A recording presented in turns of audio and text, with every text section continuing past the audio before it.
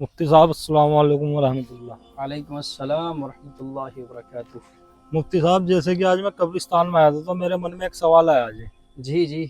जैसे कि हम फरमाएं। मैयत को कब्र में उतार देते हैं, मतलब दफना देते हैं, और उसके तुरंत बाद आदमी एकदम चल देते हैं वहां से, तो ऐसे मतलब एकदम जाना चाहिए, वहीं रुकना चाहिए कुछ देर कब्र के पास में? जी, बेहतर सवाल है। आमतौर पर ऐसा होता है कि मैयत को कब्र में रखा जाता है और फ़ौरन लोग जो है मिट्टी डाल के और चंद दुआ पढ़ के फ़ौरन निकल जाते हैं। जी जी, ये सही है। जबकि हज़रत उस्मान बिन अफ़्फ़ान रज़ी अल्लाह अन्हु की रिवायत है, अल्लाह के रसूल सल्लल्लाहु अलैहि वसल्लम सहाबा को और अज़ खुद कब्र पर ठहरने के लिए फरमाते थे और सहाबा से कहते थे कि अपने भाई के लिए दुआए मग़फ़िरत करो। कब्र के अंदर जब मुर्दे को रख दिया जाए तो जो करीबी रिश्तेदार हैं, बेटा है या वालिद है, भाई हैं, उनको चाहिए कि वो कब्र पर मैयत के दफनाने के बाद कुछ देर वहाँ ठहरें और दुआ इस्तग़फ़ार करें, कुरान की तिलावत करें।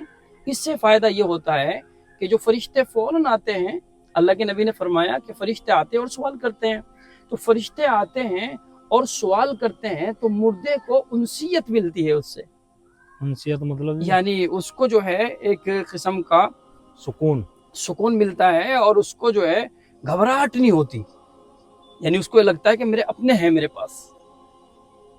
मुफ्ती साहब एक सवाल और था, मतलब इसी से मुताल्लिक, जी कि मतलब जैसे कब्र में हमने मुर्दे को दफना दिया, तो मतलब उसके सिराने खड़े होकर क्या पढ़ना चाहिए और पैरों की तरफ से क्या पढ़ना चाहिए? जी जी जी। तो जो है सर की तरफ जो है, सरहाने की तरफ जो है सूरह बकरा का शुरू करो, यानी हम शुरू अलिफ लाम मीम ज़ालिकल किताब, यहाँ से हुमुल मुफ्लिहून तक पढ़ेगा जो बंदा सर की तरफ खड़ा हुआ है, सरहाने खड़ा हुआ है। जी और जो बंदा पाइतियों की तरफ यानी पैर की तरफ खड़ा हुआ है, वो बंदा जो है सूरह बकरा की आखिरी आयतें पढ़ेगा, आमन रसूल से लेकर आखिर तक पढ़ेगा। और इसमें नबी पाक सल्लल्लाहु अलैहि वसल्लम ने मैयत की तदफीन के बाद यानी सहाबा को और ये हुक्म दिया है और कहा है कि अपने भाई के लिए दुआ इस्तग़फ़ार करें और साबित कदमी की दुआ करें कि साबित कदम रहे। वो कितनी देर ठहरना चाहिए, फुक़हा के दरमियान ये ज़रा सा इख्तलाफ है। इसमें बाज़ उलमा कहते हैं कि मैयत की तदफीन के बाद कब्र पर इतनी देर ठहरना जिससे एक ऊँट ज़िबह किया जाए और उसके गोश्त को तकसीम कर दिया जाए, इतनी देर ठहरना चाहिए। और माहिर कुरैशी और माहिर कसाई जो ऊँट के ज़िबह करने वाले लोग हैं, वो तकरीबन 30 मिनट से 45 मिनट के दरमियान में बआसानी जो है ऊँट को ज़िबह कर सकते हैं और उसको तकसीम कर सकते हैं। इसलिए तकरीबन हमें अपनी मैयत पर अपने दोस्त हों, अपने करीबी भाई हों, बेटा हो, पोता हो, करीबी जो रिश्तेदार हैं, उनको चाहिए कि वो तकरीबन इतनी देर ठहरें जितनी देर में ऊँट ज़िबा होता है। और ये ठहरना मुस्तहब अमल है, सवाब का बाइस जी। है। मैं एक सवाल और है मेरे मन में जी इसी से मुतालिक।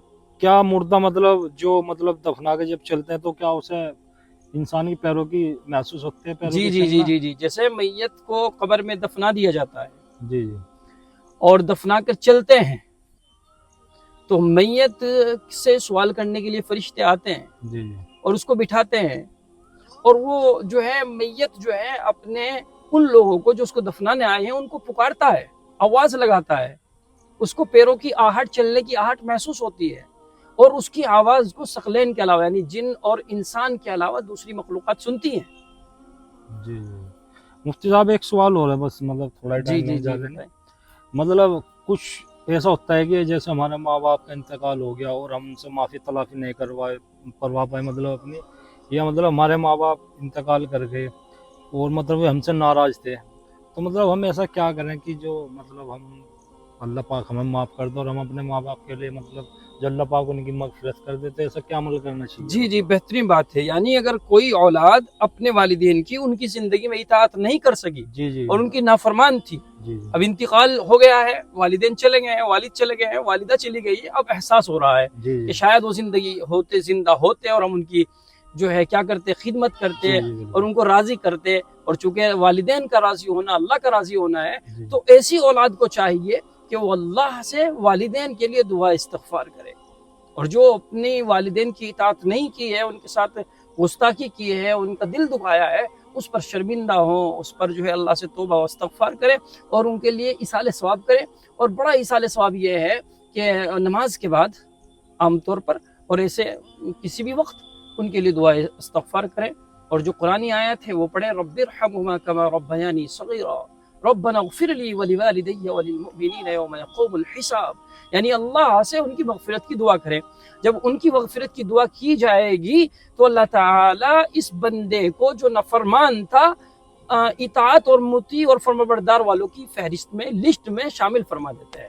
یعنی یہ اللہ کی نظر میں جو ہے فرمانبردار بندہ بن جاتا ہے. مفتی صاحب میں چونکہ میں مطلب ایک بات اور سنی ہے میں نے کہ مردہ کیا اپنے سگے سمبندیوں کا انتظار کرتے ہیں، یہ تہوار پہ جو عید آتی ہے، جمعہ کا دن آتا ہے، کچھ ایسا بھی ایسا ہے نا کہ انتظار ایک الگ چیز ہے. اگر ہم ان کو قرآن پاک پڑھتے ہیں اور ایصال ثواب پہنچاتے ہیں تو اللہ کی طرف سے ان کو پہنچایا جاتا ہے. تو وہ ایسا نہیں ہے کہ انتظار کرے کوئی ہمیں ثواب پہنچائے. انتظار کا مطلب یہ ہے کہ جب وہ ان کے لیے پہنچایا جائے گا تو ان کو راحت میسر ہوگی، اچھا محسوس ہوگا، اور پہنچانا چاہیے، ضروری ہے. آج ہم اپنے والدین کی قبر پر آئے تو انشاءاللہ امید ہے اگر ہم یہاں آئیں گے، قبرستان آئیں گے، قبرستان آنے سے موت کی یاد آتی ہے.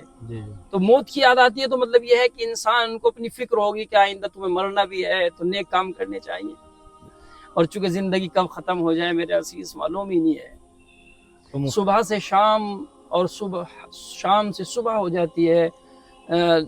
اس زندگی کو بہتر بنانے میں آدمی کی غور و فکر رہتی ہے کہ کاش کس طرح میری زندگی بہتر بن جائے، مکان اچھا ہو جائے، دکان اچھی ہو جائے، کاروبار اچھا ہو جائے، پلاٹ اور دوسری چیزیں اور بینک بیلنس اچھا ہو جائے. اور اسی اچھا کرنے کے چکر میں کسی دن موت کا فرشتہ آتا ہے اور آ کر لے جاتا ہے. اس لیے ہمیں جہاں دنیا کی فکر ہے اس سے کہیں زیادہ آخرت کی فکر ہونی چاہیے. چونکہ اصل زندگی اور اصل کامیابی یہ ہے کہ ہم جب دنیا سے جائیں اللہ ہم سے راضی ہو. چاہے ہمارا کاروبار جو ہے ٹماٹر اور پوپن کراری بیچنے والا ہو. ایک آدمی مثلا بہت ساری بلڈنگ اور بہت سارے مکانات اور بہت ساری دکان اور بہت سارا بینک بیلنس اس کے پاس ہے، باقی اس سے اللہ ناراض ہے تو یہ اس کے لیے کوئی فائدہ پہنچانے والی چیز نہیں ہے. ایک آدمی بیچارہ غریب ہے، خستہ حالت ہے، اور وہ بہت ادنا سا کوئی کام کرتا ہے، ٹماٹر بیچتا ہے، سبزی بیچتا ہے، پوپن کراری بیچتا ہے، یا کوئی اور چھوٹا سا کام لے لیجئے، مونگ پھلی بیچتا ہے، باقی اس سے اللہ راضی ہے تو یہ آدمی کامیاب ہے. جب دنیا سے جائے گا اللہ اس سے راضی ہوگا.